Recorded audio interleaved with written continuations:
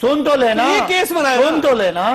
گروی رکھ کے اپنے اثاثے دبئی میں بنا کے، اور یہاں عدالتیں ان کو بلا رہی ہیں، وہ نہیں آ رہے، ان کی بینامی جائیدادیں ہیں، وہ کیوں نہ پکڑے؟ جنرل پرویز مشرف صاحب کو میں پکڑنے کی بات سے اگری کر رہا ہوں، آپ کل جائیں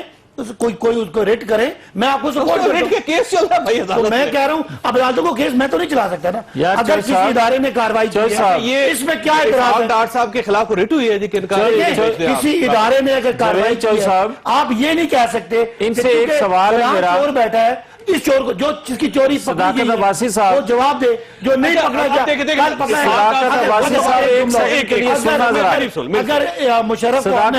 صاحب ایک سوال لے لیں، اس پر جواب دے دیں آپ۔ پکڑ لیں۔ اب سوال یہ ہے کہ اسحاق ڈاکٹر صاحب نے اگر ملک کو تباہ کر دیا، اگر گروی رکھ کے چلے گیا تو یہ کیس بنایا نا سر اس پہ، میں یہ آپ نے میرا جملہ نہیں سنا، گھر ضبط کر کے بیچنا، اس سے کیا فائدہ ہو جائے گا مجھے؟ اسحاق ڈار صاحب کرپشن کر کے عدالتوں کا کیس بنایا نا، سنیں نا، عدالتوں کے سامنے بھاگے ہوئے ہیں، وہ ایک کیس ہے، اگر ان کی بینامی جائیدادیں ہیں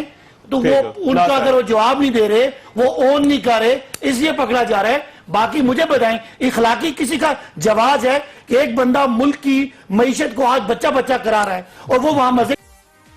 دیکھیے اسحاق ڈار کے بہت سے جرائم ہیں، لیکن سب سے بڑا جرم یہ ہے کہ اس نے روپے کو ڈی ویلیو نہیں ہونے دیا، ڈالر کی قیمت کو بڑھنے سے روکے رکھا، اور ڈالر امریکہ بہادر کی کرنسی ہے، تو اسحاق ڈار کی یہ جرت کہ وہ ڈالر کا فری فال روکے۔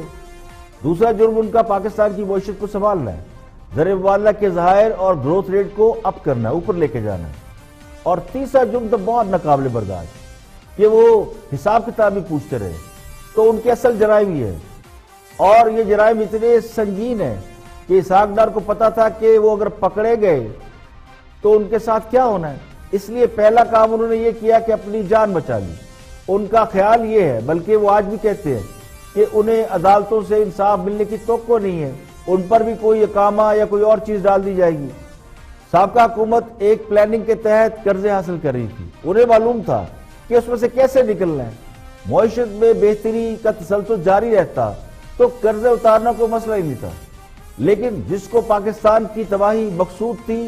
وہ قوتیں اپنا کام کر چکی ہیں، تو کارکردگی دیکھی جاتی